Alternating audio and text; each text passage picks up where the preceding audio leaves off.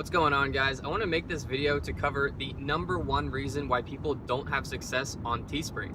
Now, this reason is pretty obvious, but a lot of people don't realize that it's even happening to them. So this reason is shiny object syndrome.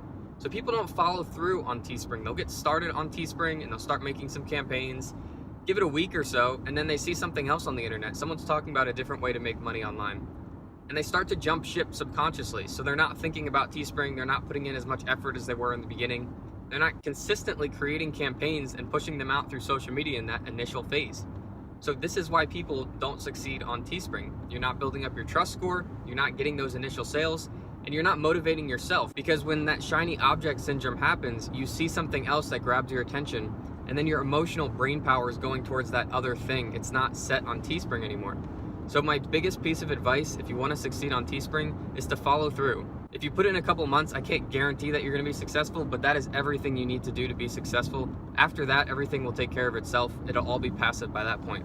As always, if you want the full Teespring course, it's linked down in the description. If you like this video, give it a thumbs up. If you like this kind of content, subscribe to the channel. There's a lot more coming. Otherwise, I'll see you guys in the next one.